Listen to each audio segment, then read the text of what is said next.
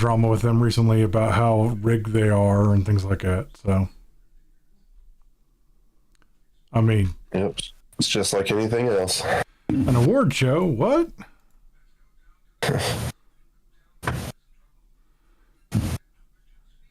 Just waiting for things to catch up here, and we will get going. All right, that's there. That's there.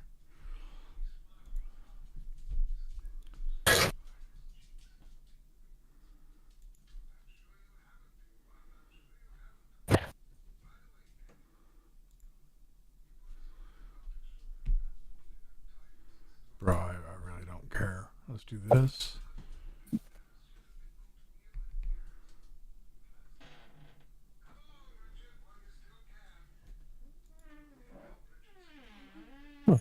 Can I help you?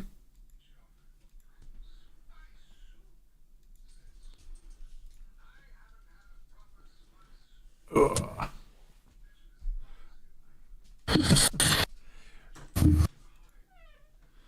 Why is it? No, you tell me.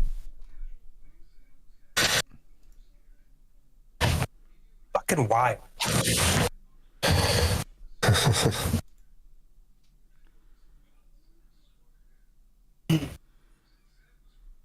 Oh, there it goes. Nope, that's not what I want to do. I got the. Oh, you got the classic, the classic Yeah, look. the classic control. It's actually really dope, man. I mean, Nice. it's the same as any other PlayStation, PS5 controller. But Yeah, well, I mean, Right. the look is nice, man. It just like, it looks right. It you know, does, it actually. probably hides hand gunk a little bit better than the solid white. True. I don't even use the solid white ones. I have them, but Yeah. They definitely collect up some dirt. Yeah. Yeah.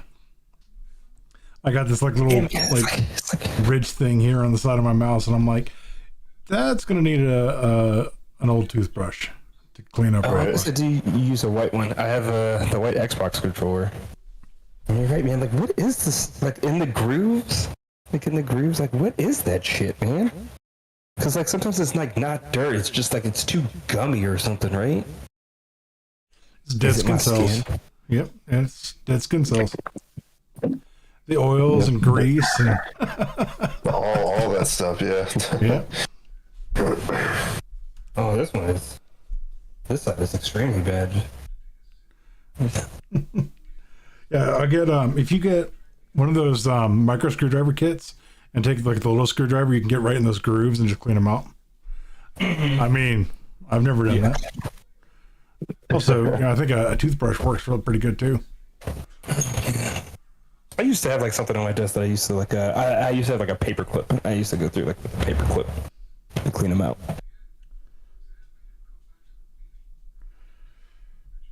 That's just me trying to get Wild and Wrath in here. One or the other. They're both online. What the hell are they doing? Right. And fuck you. Yeah. It says Wrathcon is playing Google Chrome. Listen, speaking of which, I'm about to go on a freaking rant. We'll get this started and then we'll talk about it. Fuck yeah. Rants. All right. And here we go. And, hello, everyone. Welcome to Griffcast episode 131, the Mature Nerdy Podcast for immature people, the show where we talk about any and all things nerd, from video games, comic books, movies, computer technology, and or science. I am your host, King Neckbeard Griffmore. Welcome to the show. We're going to try a couple of things different tonight. You'll see when we get to that point. But a little catch up from this week, you know, the personal life thing. So I decided I wanted to get a new tablet so I can use it at work to, you know, watch movies and shows and peruse the internet and stuff like that. So that way I'm not just like burning my phone up. And my current cell provider does not have contracts with Samsung, so I cannot get a Google tablet. I had to get an iPad. And I have opened it for 5 minutes and I fucking hate it. Just because it's a different operating system? No. Because it requires my credit card to install YouTube. Really? Yeah. To install any app, the Apple Store has to have your credit card number. Yeah, that's kind of dumb. I guess because I have an iPhone and I'm just automatically connected to it, I don't really think about it. But yeah, I guess you would have to do that. Yeah. You don't think I did that for the Google Store? Yeah, okay. Well, my first question is: does your also there's company... no account recovery either. I had to use my personal email to set up an account for a work phone that I had like 8 years ago, and I forgot that password. But because I forgot that password, it wouldn't let me recover it unless I could use the phone that they gave me 8 years ago. But I no longer have. Well, could you use the phone or not? No, because that phone doesn't exist anymore. That phone number doesn't exist anymore. It's just not in your possession. Yeah. Anyway, does your work not have like company Wi-Fi or something that you can just use? No. And it's all extremely monitored. So if I'm out there, like, even if I could use their Wi-Fi personally, I don't think I would. Just because, like, the last thing I need them to see is like, oh, hey, he was on Netflix for 3 hours last night. What the hell was he doing? Well, right. That's how you get it. You log in, then you set up your VPN. Yeah, that doesn't go over well with, company internet usually. They'll get, they'll be monitoring. It's like, why the hell are we in California? But yeah, no, like, I am not happy. I'm going to do my best to remove like 90% of the crap on it and just fill it up with Google stuff just to be a dick. Well, I mean, you can, so why not? Wait. What is it? So, what was it about your cell provider that it didn't? So they have no contracts with Samsung, so you cannot use a non-Apple tablet on their lines. You can't even go buy a Samsung tablet and come in and get a SIM card for it. Okay, so suggest what if you just go and install Android onto the Apple tablet? It's going to be an endeavor, but I'm going to have time to do it, I think. I'm not happy about it. It's not been... It's not been a pleasant experience, and I've had the thing on for 5 minutes. I had to put it down because it was aggravating the piss out of me. Sounds like you just need to work on your anger management if it only takes you 5 minutes. What was it specifically that was aggravating you? Yes. No, what was it? Like, I'm curious. One, the lack of account recovery, the having to password protect absolutely everything and then go back and turn it off. Right. So security. And then What about the actual? Yeah, what about the actual functionality of the device, though? Well, one, it's missing half the crap that I'm used to. But I'm not too worried about that. I just need something that I can like bring up YouTube and Netflix and that. So once I get it set up, it'll be fine. I just need something I can use, like Google Docs, so I can like for when I'm writing campaigns and stuff like that for tabletops. Netflix, YouTube, that's all I really need. That's the only thing it's ever going to be used for. Why don't you just take the tablet back and then get like a Windows tablet? They don't have them. They quite literally are contracted only for Apple. That's how they get you. Yeah. I do have. Huh? Wait, you're talking about your cell service? Yeah. But you don't have an Apple phone. No. So there seems to be holes in your story. No. You can get Samsung phones, Samsung watches. You cannot get a Samsung tablet. For tablets, they are contracted only with Apple. They said they're working on getting a contract with Samsung, but it'll be another 18 months. All right, I'll allow it. They're trying. They're trying.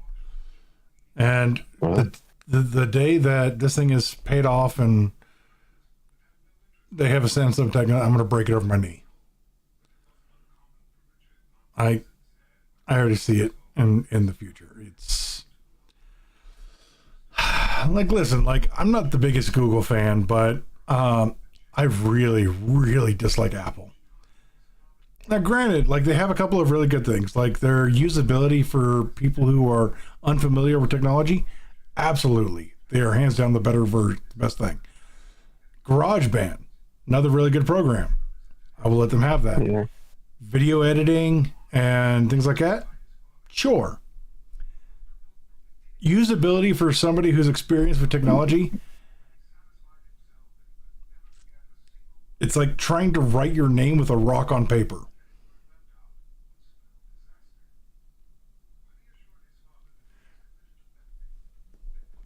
Graphite is a rock. Listen. Okay, I'm talking about like quartz, all right? Quartz, igneous, something like that. I feel like I need to confirm that graphite is a rock. Graphite's a rock, right? Yeah. I mean, yeah, pretty sure. Yeah. Yeah. So soft. Yeah. Kind of like you. I am soft. Sorry. I am soft. I'm working on it. I'm trying to become less soft. Hell, I'm trying to become less people. But speaking of Google, apparently I did pull up this article, and I do have it pulled up so we can get a lot more details on it.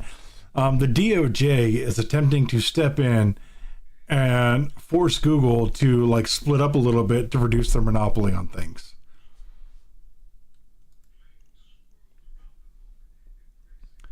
Not a bad thing. It's not a bad thing.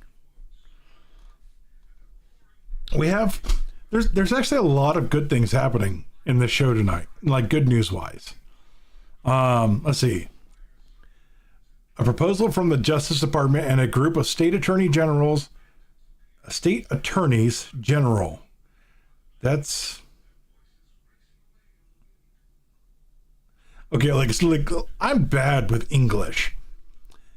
And that's not right.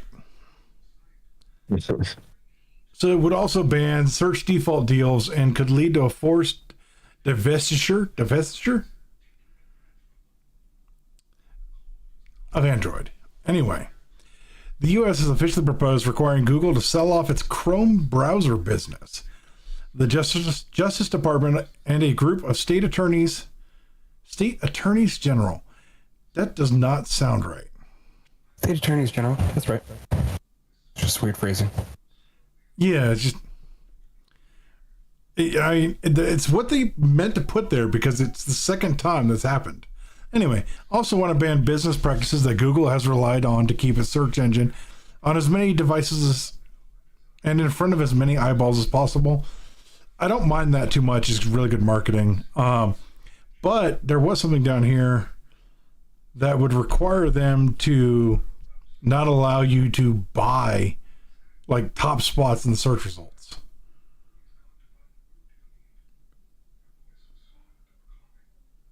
I mean, that should technically be earned, I think. Yeah.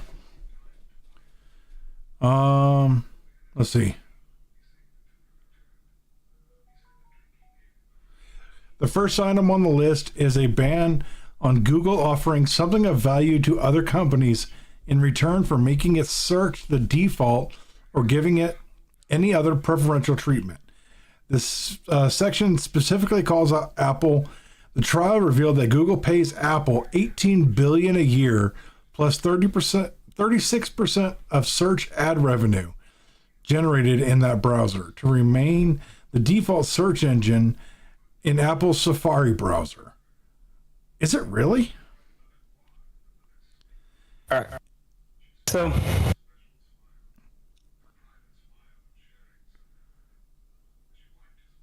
I was in the middle of something, so I was only half paying attention. Google monopoly, bad. Google monopoly, bad. They're trying to do something about it. Monopoly, bad. Wait. You think the Department of Justice is trying to keep them from having a monopoly. Oh, you're the one that posted the article. I did? I'm pretty sure it was you. Did I just said shit? I just said stuff. I'm like, yeah, this is kind of nerdy. Just bloop. Yeah, no, it was 100% you. I don't think I was there for that. Oh shit! Look at that. It's right fucking there. It's the very last post of yours. But yeah, so the government's trying to step in and put a reduction on monopolies. There's a couple of other companies I hope they hit, but search default deals and could lead to a force of Android. I don't know what the divestiture. That's a stupid hard word, isn't it? That is a weird word, man. Investiture? It's like Worcestershire of legal speak. Worcestershire sauce. Worcestershire. Wash your sister sauce. Okay, so they don't want a monopoly, just not on Google, but just on the search engine. That's the big thing that they're going after first is the search engine. I feel like Microsoft went to somebody and complained. Somebody did. Using Bing. It definitely wasn't Apple because apparently, according to this, they're paying Apple $18 billion a year. So definitely Apple wasn't complaining. It's the first time I'll actually step in and defend Apple. I also feel like, the Department of Justice, Department of Homeland Security. This isn't really their wheelhouse, is it? They kind of want Google to be maybe the forefront because they have, I wouldn't say contracts. I wouldn't say. There are things that we aren't supposed to know of, right? Unofficial agreements to get access to our searches and stuff. Yo, man, I was watching a video the other day. This dude was in court, and the judge, she's just reading off the list of his search history, and it was fucking wild, man. It was like how to kill someone and make it look like an accident, how to hide a body. Oh no! And it was like she read it for like 5 minutes. I don't know what this guy was fucking doing. He was searching some weird shit, and all of it was like, how to kill someone and make it look like an accident, how to kill someone using poison, how to make poison.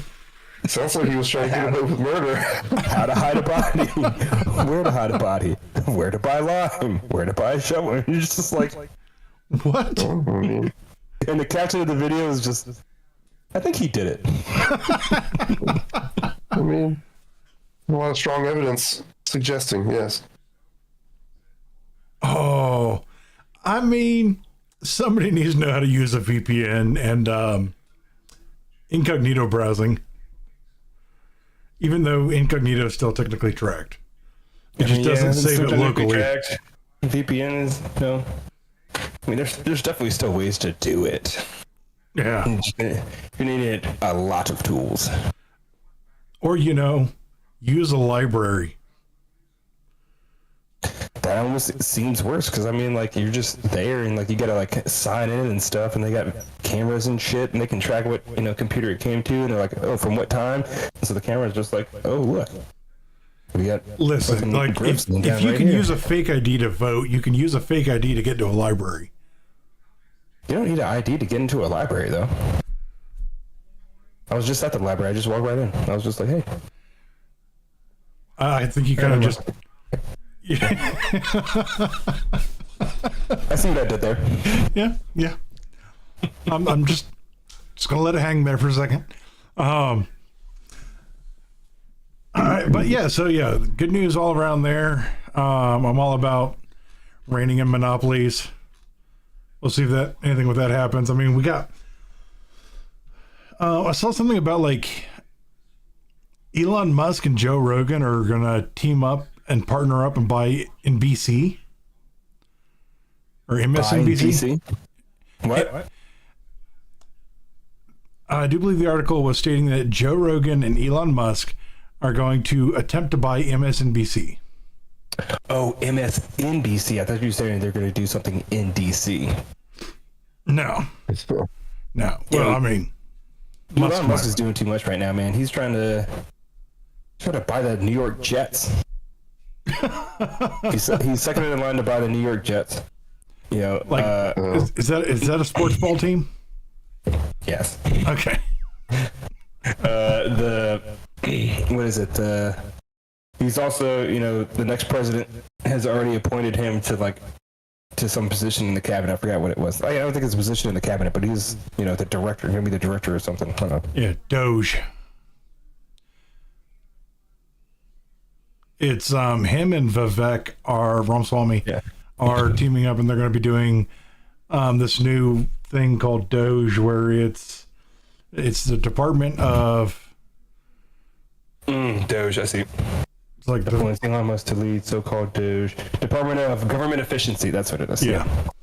Where basically their job is to come in and just like kick people out who are not doing anything.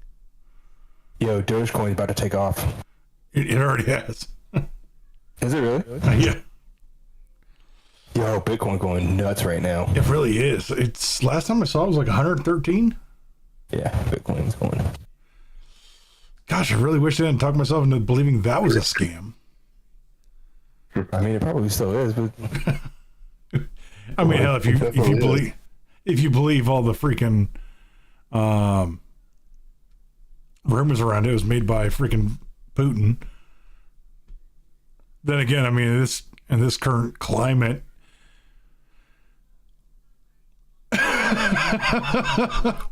well, good talk. I wasn't going to say anything else, but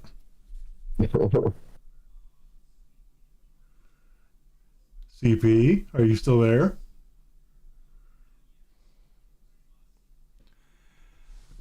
Oh.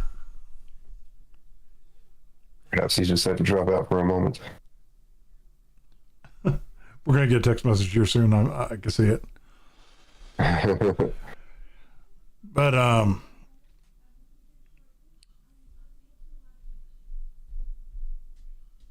think my wife is arguing with the dog.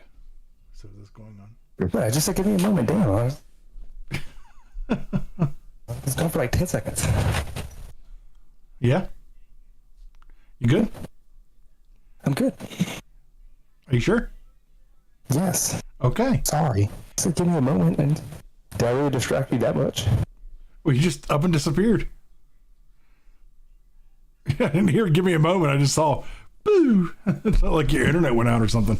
Well, I didn't say. I was just like, Okay. And then I left. All right, so we're going to try something a little different here. So I found a couple of articles, and I found a couple of videos talking about those articles, and we're going to do something. We're going to bring in videos from other YouTubers and have them explain the thing better than I can. And then we'll react to the videos as they're going on. Okay.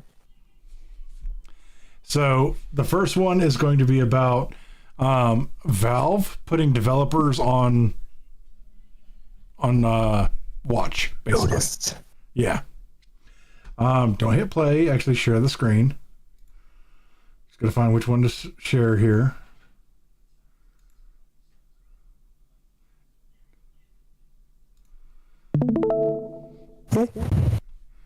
I've got like 40 tabs open all over the place here, and it's... Welcome back, everybody. Today, this is going to be a great video, right? Because not publishers sometimes are a little bit naughty. Tiny. Now, why is it tiny? maybe they're naughty because they're kind of bad, or maybe they just make a because I mistake have it and they on, have a plan landscape where screen. the business bigwigs think, oh, cool, we'll sell this season pass, but the developers are internally screaming, thinking, guys, we can't actually do that. The problem, though, is that means as customers, we get burned. And guess who also gets burned? Big Mr. Gabe. Because if you're running Steam and via incompetence or malice, your devs and publishers are messing around your customers, well, guess what? Now that's your problem. So this is very much a Steam consumer protection story, and it's one that is very Valve, because they've not went and hired a small army, right, of enforcers who are going to be patrolling Steam. No. Valve are a games design company, right? Now, the thing is, Steam, the actual platform, Well, it's game designed. They want to incentivize behaviors that are in their best interest. And that means, yeah, things that mean that customers feel comfortable purchasing, but it also means developers and publishers acting right. So let's get into this. Today's story is all about selling an idea, selling a promise of future content and how it goes wrong. What's cool though, right, is the last few times we've covered Steam stories, especially policy ones, it's Valve being forced by some sort of outside influence. As an example, there were the terms of service changes, which basically were to try to comply with a Californian law. There was all of the stuff with the big class action lawsuits, and that was all Valve responding to external stuff. But here, this is Valve designing their own game, changing the rules, and it's all about the battle passes. Now, this was first spotted by Paweł Janik, who is the Steam DB guy, who does awesome work over there. So what they've done is they've changed their policies on how season passes work. And for the sake of simplicity, so that we all understand what Valve actually means, here is how Valve defines them. A pack of current and future content, brackets DLC, that customers can buy with a single purchase. So what's of note here is that battle passes, where you've got to unlock rewards through gameplay and like individual DLCs, those don't actually count here. What counts is when you buy a season pass, right? A whole package of things that is purchased before all those things release. And what's really cool is that we have got the full policy document, all of Valve's demands and requirements that developers and publishers have got to meet. And on face value, this absolutely looks like a humongous win for consumer rights. But as always, it gets far more interesting when we dive into the details, and that's possible because of today's sponsor, who keep me protected online. So here's the deal. Data brokers, and I've actually not had a single robocall customer perspective here. So Valve have codified how these products should appear on the Steam platform, sort of in the same way as Advanced Access, where Advanced Access was a thing, it was a gray area, and then Valve said, hang on a second, we should actually have a clear label and a clear system so that people know what's going on. So from now on, before the purchase of a season pass, products must clearly detail these things. A complete list of all DLC included in the pass, so a listing for each of the 4 DLCs that are included. There must be a basic description of the content included in each pass. Valve says, and by the way, I'm reading their policy document here. For example, the first content release might be the Glitterlands expansion, new area to explore, 2 new weapons and new enemies. Valve's document goes on to say it's not required for DLC to have a final name at the launch of the season pass. They say that information about the content in the DLC doesn't need to be detailed, so you can just say as a developer, new weapons or 2 new weapons or new zone. That is acceptable. You don't have to list the specific, like, itemized things. Now, they also say, and this is where it gets big, expected... Which, in that scenario, would be like, you know, avoiding spoilers for the content you're getting ready to release, is the way I'm seeing it. Mm-hmm. But that completely makes sense. I think it should be definitely clear. You could understand, like, you know, I buy the season pass for the DLC. I understand how many DLCs I'm going to get with it, and also, you know, what it's going to include. Yeah. He actually, I have watched the 2 videos that I plan on showing tonight. He does go into detail later on in the video about what actually meets and what doesn't meet these new guidelines. Release date for each DLC, quarter and year, i.e. January to March 2025, or season/year is acceptable. Of course, a date that's more precise is also fine. As an example, just any specific date in the year. And then there's a bit that I think is huge, right?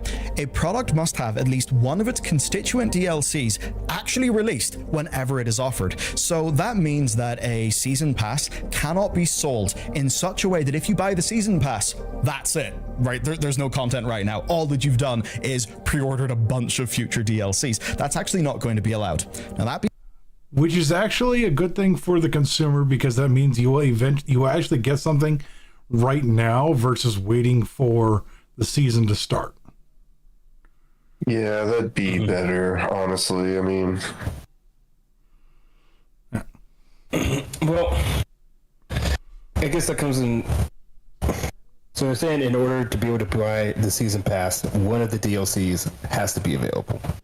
Or at least something must be given to the consumer, you know, at least as a placeholder. Something, the consumer needs to receive something in order for it to be a viable thing within these new guidelines.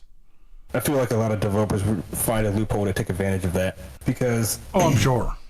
because a lot of like as you buy games, they were like, we have the standard edition, which is, I'll say, X amount of dollars, and then we have the season pass, which by itself is Y amount of dollars. But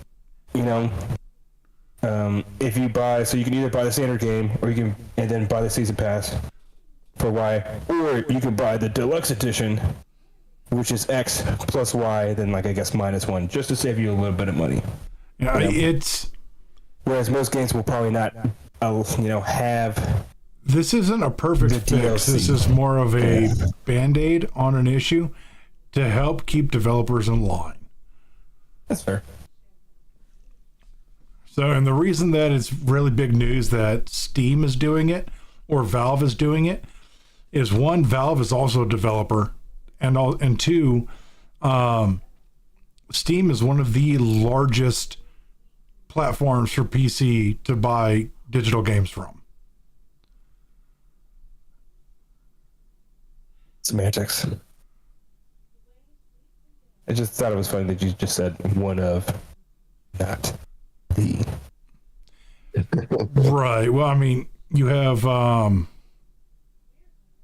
forgot the other one, the other big one. Epic. Is Epic in there? Well, if you're gonna start doing comparisons, you got Epic, you have GOG. GOG is the one I was thinking of, because GOG actually does give you the rights to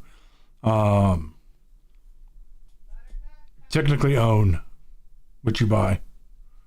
Right. But all right, we'll carry on. Being said, pre-orders of a deluxe edition of a game do get their own specific carving out in the rules. So obviously Valve aren't going to publishers and saying, hey guys, no more deluxe editions, because that would lose all of the money, right? So we'll have to treat that as a separate thing. But there's an other rule that is massive for us as gamers, as customers. Steam I should have just waited that 10 if seconds. any listed DLC is cancelled, Valve will mandate refunds for the comparative value of the cancelled DLC to customers. Now, this is really good because, look, generally there would be some form of refund if a plan changed substantially. But the thing that actually matters is, can you trust that refund? Is it backed up by Valve's own rules? Here, it is going to be backed up by those rules, and that matters. Now what we can do is take a look at some recent video games to see who passes these rules and who fails. The devil is always in the details. So, Star Wars Outlaws just came out. Pause for a second. Actually passed. The reason why. So this is actually very good. I feel like they started doing this just because of what happened with Spider-Man 2. That wasn't the only one. It was also with Concord. Oh, Concord? Yeah, Concord was the big one. Yeah. Are they going to touch on Spider-Man 2 in the video since you've already seen it? I do believe they do, but not much. Okay. Because that was the thing. Because, they sold the deluxe edition, and, like with the first Spider-Man game, they very clearly said, if you buy the deluxe edition, you're going to get all 3 of the DLCs too. Right. And I Yeah. feel like they did that with Spider-Man 2. But then they're just like, oh, if you bought the deluxe edition, we're no longer releasing the DLCs, so we got your money, and that's fucking it. We're not releasing it. Good luck. Is they have clear descriptions of the expected dates, there are clear expectations for the content, and there's a full list of everything that you get. Then we've got Space Marine 2. It also passes the new test. Again, it's got all of the detail, even though they are just describing the cosmetic pack contents in generic terms. But then we've got Tekken 8. It actually fails the test. It violates Valve's rules. Now, Tekken 8 came under a hell of a lot of criticism from fans because of what is actually in its season pass. Now, actually, that's not why they failed the test here. Obviously, you're allowed to sell a season pass that's shit as long as it complies with the rules, but what they don't comply with is that while there is detail of the content available that fits Valve standards, there's no time frame, right? No time frame for delivery, and Valve are not letting developers sell undated promises in their store anymore. Then we've got Stalker 2, which sadly fails on all counts here, actually. The only thing that they describe whenever you purchase the Ultimate Edition is, quote, season pass guaranteeing 2 additional expansions and any future DLC.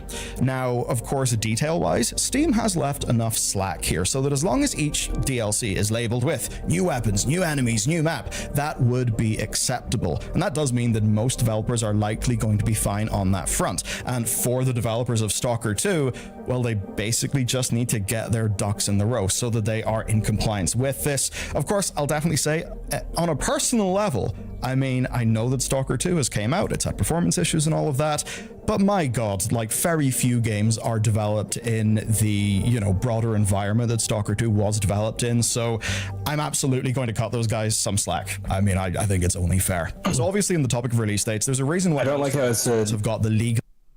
I don't like how it said. It includes 2 expansions in any future DLC. Yeah. Because that means they could only have 2 expansions, or they could have 2 expansions and, like, you know, fucking 3 or 4 DLCs. Yeah. So we got the general information there, so we don't have to keep watching this if you don't want to. What else does he go over?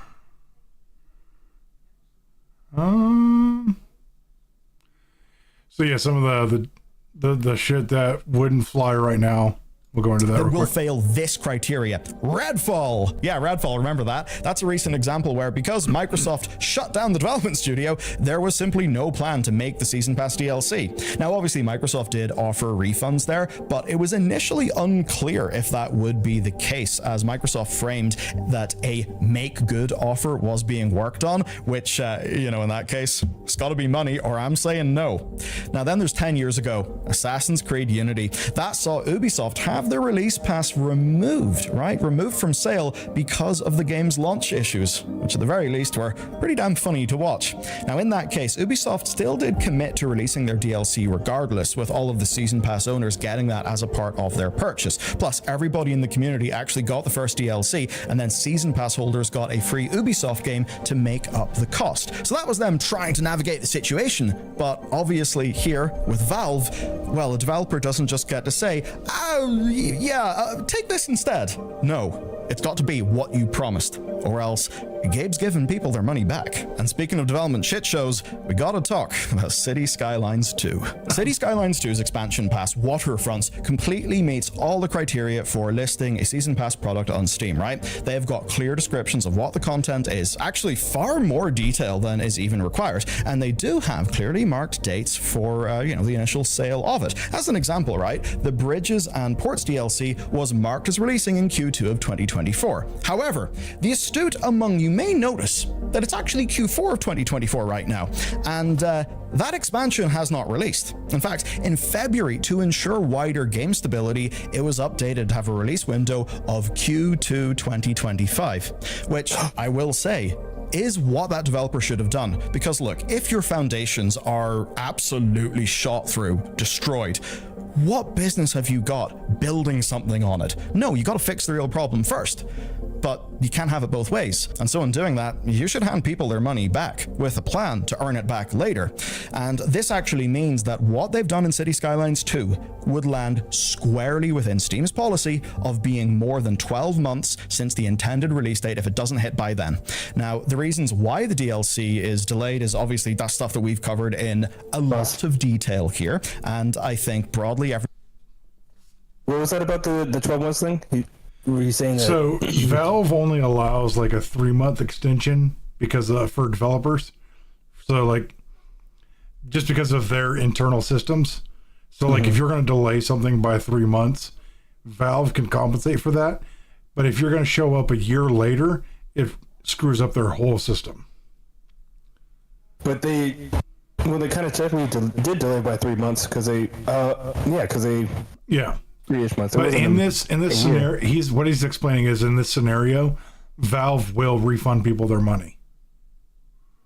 But it hasn't reached a year yet because they went from Q4 of 24 to Q2 of 25, which is what? Well, it was promised in Q2 of 2024. It is now Q4, and now the estimated release date is Q2 of 2025, which will put it over the year mark. Okay, I thought he said Q4 of 2024, and it says we are in Q4 and it hasn't released. Okay, I just misheard. All right, carry on. Yeah. Everyone watching this video understands they've got to fix the real problem first. I mean, don't sell people stuff when the thing they've already got is shit. does that But the remind me problem of with the season SimCities? pass is that many people have already paid for that DLC. And so Because if we it's take a look supposed at to? Valve's rules, guess what? You gotta give some of that money back. That's gonna sting, but guess what? It is goddamn right. And because Valve are the biggest marketplace in PC gaming, well, they are setting the terms of the market. They are drawing a red line about what is acceptable. A lot of developers are going to, I think, look at this and say, right, in spirit, as a developer of games, a player of games, this is really good.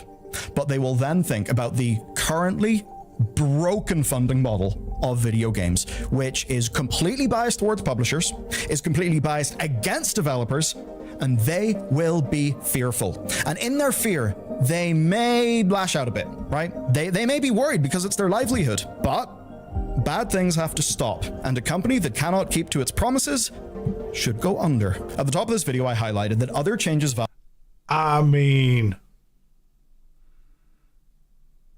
yes. Yep. So this isn't. I was also what I was going to say. If you didn't have any more to add to that, Not really. Go ahead. this isn't just going to affect PC gaming. This is going to affect console gaming as well. It's going to affect all gaming. Because Because they're going to have the same information on console that they do on PC. well, yeah. I mean, just because they're going to be held to these standards on PC, and they're going to be doing the same things. Because I mean, if you're releasing a game like this, releasing a game like that on PC, with like what he's talking about, Star Wars Outlaws, Space Marine 2, Stalker 2, those games are also coming out on console. Yeah. Games that release that have season passes like that. These are these high-profile games, AAA games, and they're also releasing on consoles as well, and not strictly just to PC. Yeah. So this is gonna start. It's gonna help out console gamers as well, because I mean, if you're gonna have to do this stuff, you're gonna have to have this detailed roadmap just to release on PC. You're gonna end up, just inherently having to do it on console as well. Well, not only that, like if a developer refuses to release on Steam because of these guidelines, that's going to put up an instant red flag for the consumer. So, good on them all around. Good guy Valve stepping back in for, the benefit of the consumer. But yeah. All right. So, let me close that tab. Now, I would like to preface before we get into this next video, the creator of this video is very opinionated about certain topics, but he does have good information. So his opinions do not necessarily reflect the opinions of those of the hosts of Griffcast. So are either of you familiar with Endymion? Not immediately. Okay. He basically does video game news videos on YouTube, and he's usually very well informed. But he's very anti-identity politics within video games. And there's going to be a bit of that in this video. And the title and thumbnail is very misleading to the main topic that I want to cover, which is the potential civil war within Sony itself, between Sony West and Sony East. And he covers that in great detail in the first half of this video, and so I'm gonna show that part for now. If we continue on from that point, it'll be we'll go from there at that point, because he does talk about some of the games that we're excited about coming out that are currently Sweet Baby Inc. games, and there's a lot of drama and issues with Sweet Baby Inc. right now, particularly the fact that they are one of the writers for the new Wolverine game.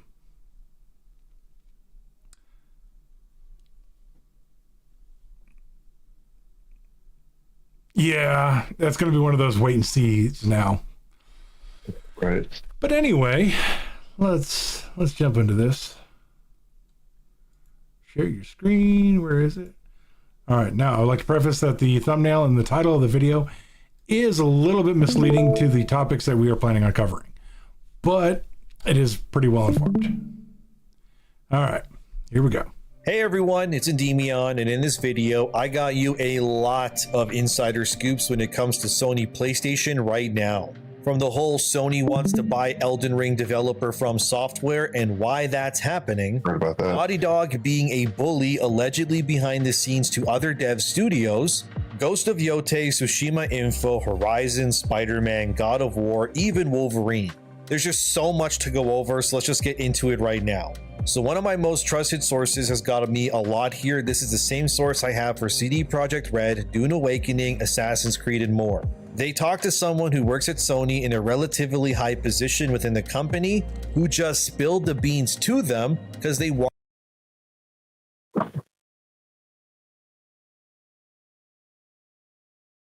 You're muted.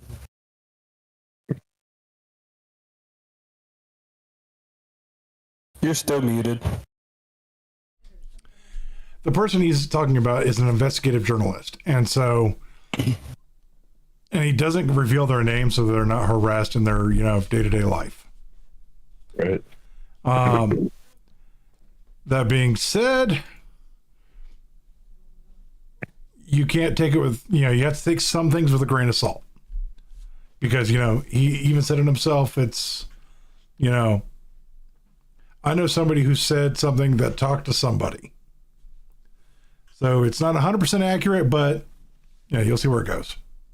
Want the public to know what's happening. And the way my source told me this entire scoop and all this information should be basically titled A Civil War Between Sony Japan and America. Okay, let's get into it. So I guess we can start with the whole From Software Sony thing, because I know you guys really want to know more about that for sure. So unless you don't know, Sony is attempting to buy Kadokawa, which is a larger company that owns about 70% of the shares of From Software, which makes games like Elden Ring, Bloodborne, Dark Souls, and so on. Sony right now has about 14% shares in Kadokawa already, and Tencent, the Chinese mega company, has some shares too. I don't know the exact amount though.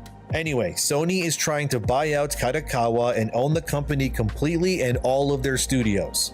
We know this is true because Insider Gaming also confirmed this as well, where Kadokawa released a statement about this which said, there are some articles on the acquisition of Kadokawa Corporation here and after the company by Sony Group Incorporating. However, this information is not announced by the company. The company has received an initial letter of intent to acquire the company's shares, but no decision has been made at this time. If there are any facts that should be announced in the future, we will make an announcement in a timely and appropriate manner. So yes, this is 100% real. It's something that is happening, and Sony PlayStation wants to own Kadokawa, and in turn, there are other studios like From Software and even places like Spike Chunsoft, which also made Dragon Ball Sparking Zero. Okay, with that out of the way to confirm, now here's what my sources told me about all of this. Firstly, the reason for this is because Sony Japan wants to refocus their game divisions much more on the Japanese-led side of development. By the way, I should say that a lot of these problems have to do with Sony Japan versus Sony America, but I'll get into that in a bit. From what I'm told by my source, the reason why Sony Japan wants to own Kadokawa and From Software is because they are extremely frustrated by the constant underperformances of their Western-led projects. We're talking things like God of War, The Last of Us, and of course Concord being a big thorn in their side right now and how that all went down. Sony Japan, I agree with Concord, but the other two, that what you they are comparing it to their first iteration.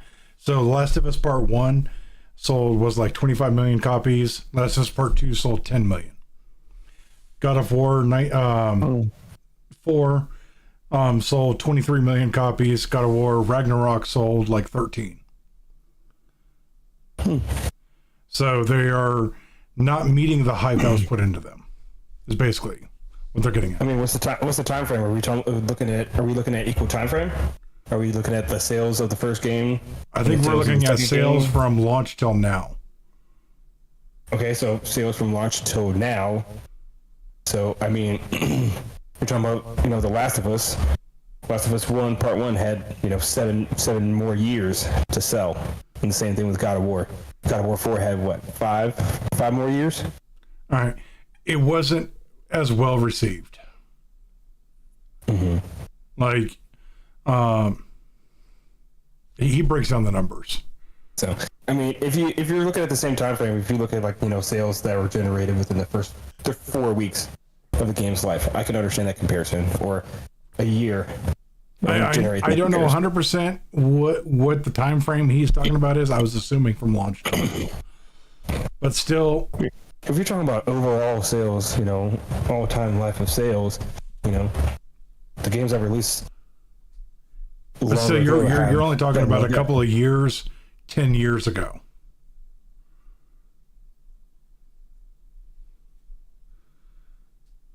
So God of War to God of War Ragnarok was what, a 2-year gap? It wasn't 2 years. It was 20. It was longer than that. It was 2018 to 2022. That's what? That's 4. 6 years? 4. That's what I said. No, it's not. That's 6. Wait, that's 4. That's what I said. Wait. Used to be a promising Western push by their teams over in Sony America, that they're no longer making the big hits that they were accustomed to having before. As I'm told, Kadokawa entering PlayStation's brand and in turn From Software is seen as a massive opportunity in Sony Japan's eyes to vastly strengthen and rebuild their PlayStation brand into what they deem is important and what PlayStation should stand for as a platform in the future. So they see things like Elden Ring's success, the constant love for properties like Dark Souls or Sekiro, to be something that should be intrinsically tied to what Sony Japan wants to continue and foster in the future, which I think we can all agree that makes sense. Because if you ask me, From Software is the greatest game development studio right now. Without question, nobody comes close to them. It's not a contest. I don't want to hear it. Whatever. That's an opinion, but it's a sound one. Back the way you said it. That's opinion, but it is sound. Like You have to say it so aggressively.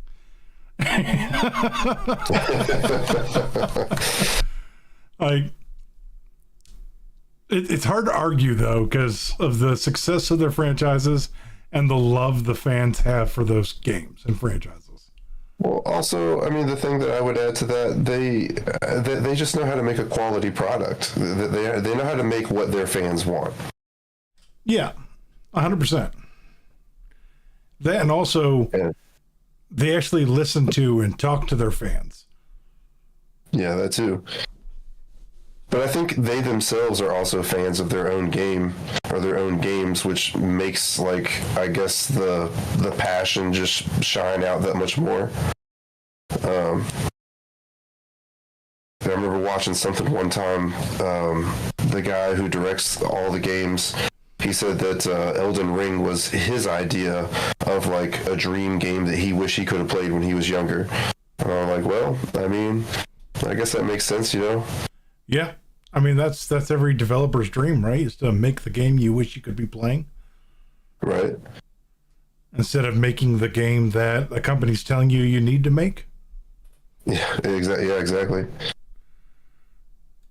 Whatever you put up against them, From Software clears it. So it makes sense to want to acquire them for whatever amount of money Sony needs to pay in order to make it happen. However, there is a big problem here for Sony Japan and their vision, which is Tencent, the Chinese mega corporation that owns a lot of things across the industry. They even own Snapchat as well, in case you didn't know that. So if you like sending, I don't know, pics of your butthole to people on Snapchat, Tencent probably has a copy on their server somewhere. Sorry to break it to you. However, from what I'm told, Kadokawa's CEO, who is Japanese of course, does not want the company to be under Chinese control, and is fighting to keep the company under Japanese rule instead. This, of course, works massively in Sony's favor since, of course, they're Japanese. Tencent, however, as I'm told, is still hell-bent on owning Kadokawa so that they can gain full control of From Software too. But as it stands right now, Kadokawa is a weird bidding war between Sony and Tencent. And Sony, from what I'm told, wants to completely change their outlook going forward. I would also like to point out that Tencent is a much larger company than Sony ever will be. They own like a lot of stuff, don't they? Yeah. Tencent doesn't put out any consoles, though. What are you talking about? They don't need to. They put out like everything else. Yeah. Yeah, they Yeah. Candy Crush? do a lot of games. Yeah. Yes, I know. I'm just putting that out there. When it comes to how they make their games and who they are making those games for. They want to be seen as a Japanese first developer, creating experiences more in line with what they used to be known for as opposed to now.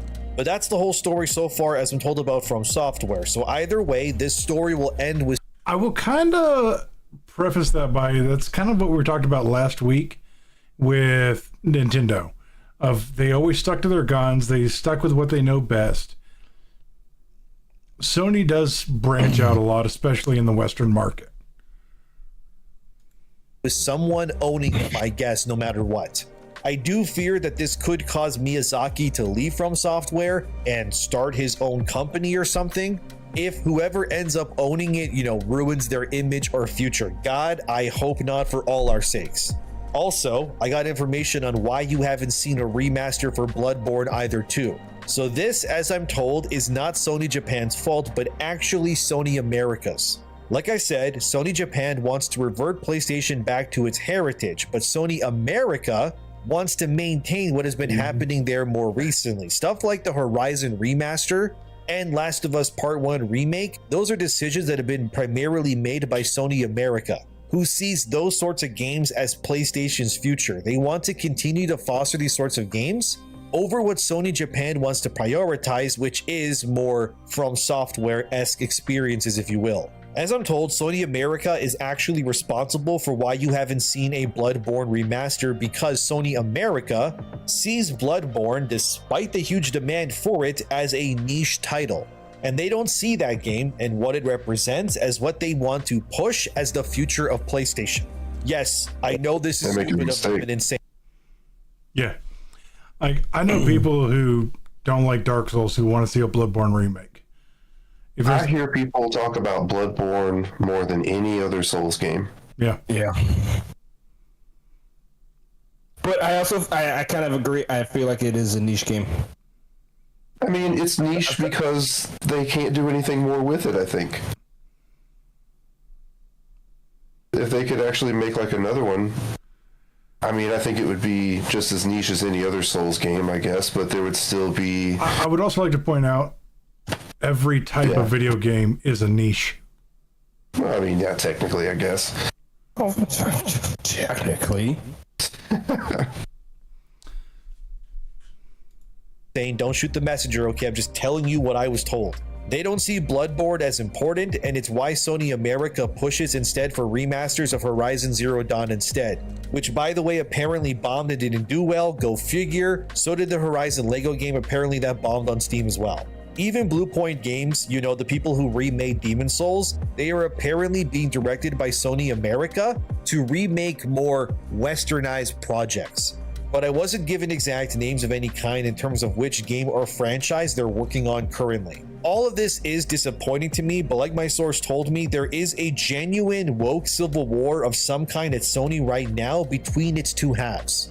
The Sony Japan side wants more Japanese studios in their wing, making more Japanese-centric content, while Sony America is resisting this and wants their future to be more DEI, Horizon slop that nobody seems to care about because it pushes agenda. So let's speak about wokeness, agenda, and all of that now. It's time to shift this video to Sony America, because oh my god, man, there's a lot to go through with what I'm being.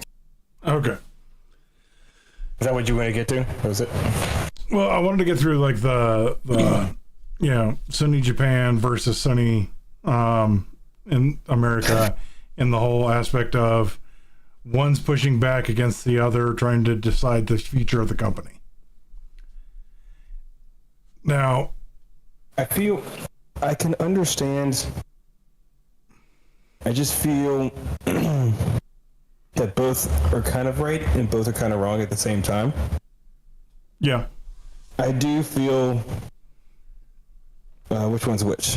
They're calling Sony Japan Eastern, right?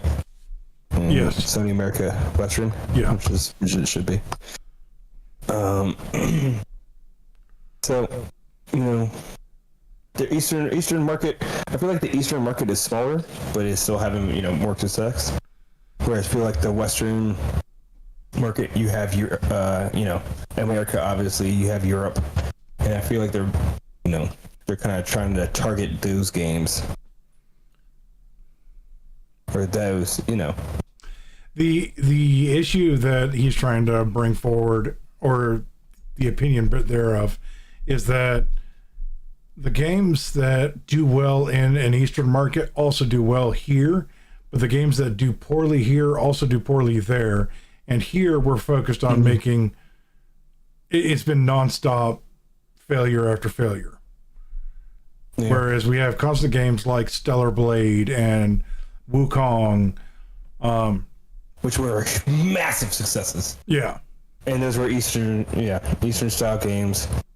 And but critics they're also new games, like new IPs.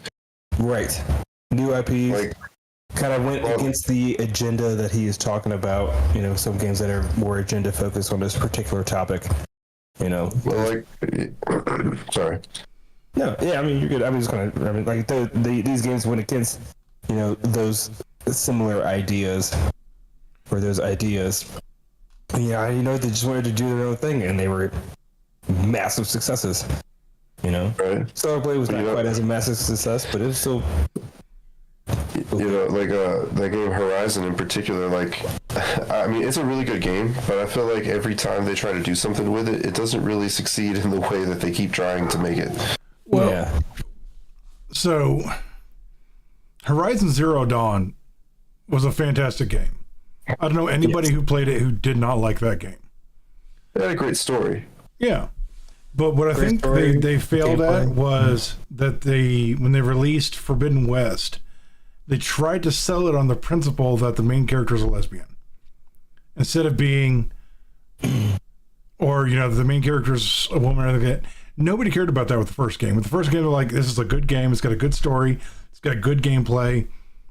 I don't think they really, I mean, you may be wrong, but me personally, I don't feel like they touched much of her gender, or sexuality in the game. Because, I mean, what's that guy's name? Aaron. He was always hitting on her and stuff, and she was kind of brushing it off to the side. It wasn't until the DLC came out where they did, and she met a girl, and she was just like, oh. Yeah, but still, I mean, that can't be a selling point. Nobody's buying games for that. The people that are buying games for that have private lists on Steam.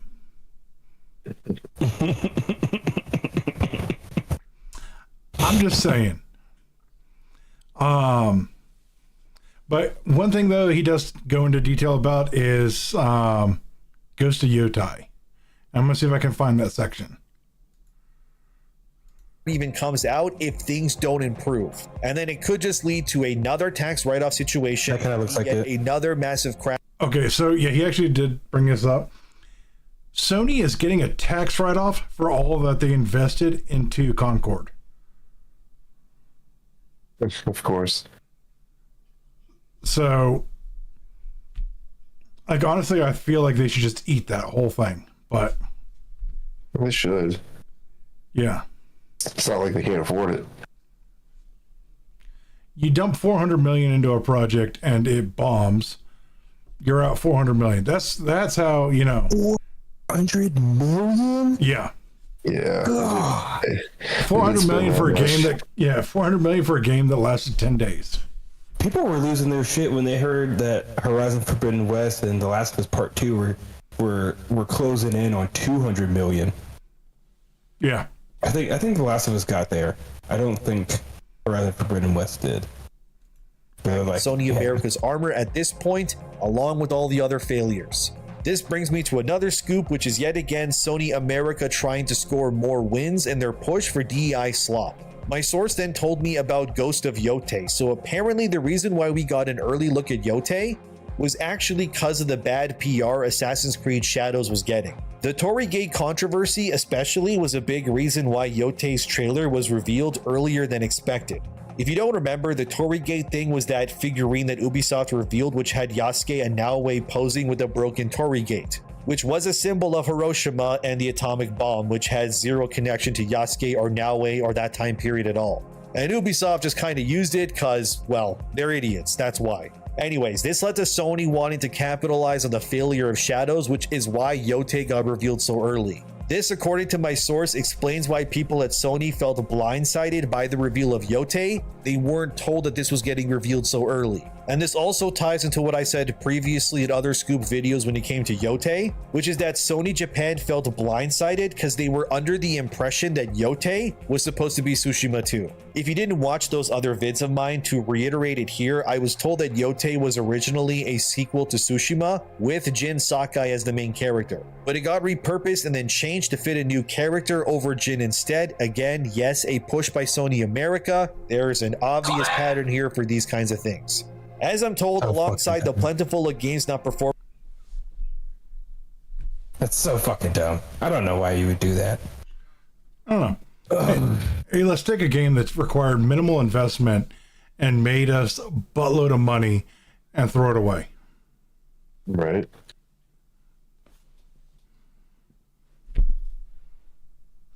Yeah. I hope they realize their mistake soon and then make the sequel they were supposed to make in a year or so after Yotei. Yeah. I don't think Yotei's gonna bomb. I'm gonna buy it. But I hope it doesn't do well. But I'm still buy it. But I hope it doesn't do well. I hope it flops. I hope it flops, but I'm still gonna buy it. So And I hope people hate it. I hope people hate it and they beg for the one they should have got. But I'm gonna still buy it and I'm gonna play the shit out of it. but yeah, so like I'm gonna stop that video there because after that point he gets really opinionated. And that's, while I don't disagree with a lot of his opinions, it's pretty aggressive. blunt. It's yeah. You thought his opinion on From Software was aggressive. Yeah. It gets a little crazier after that point. But yeah, no, it's just there is a massive disconnect there that they need to come back together or Sony's going to have trouble. Oh, now Wild shows up. Hey, man.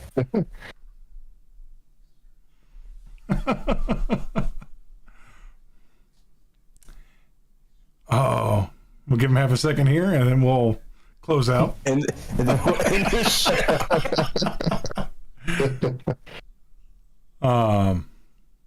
Hey, can y'all hear me? Yeah. Yeah, man. Bruh, so I forgot my freaking mouse at work for my streaming PC, so I had to do this on my gaming PC, bro. Because I was rushing out the door and I was like, crap. So I left my mouse. Yeah, and I don't think you've turned your clock back. Oh, no. I turned it back, but during the time frame of when I was there, when I looked at the time, I was like, oh, crap. And then I was like, yep.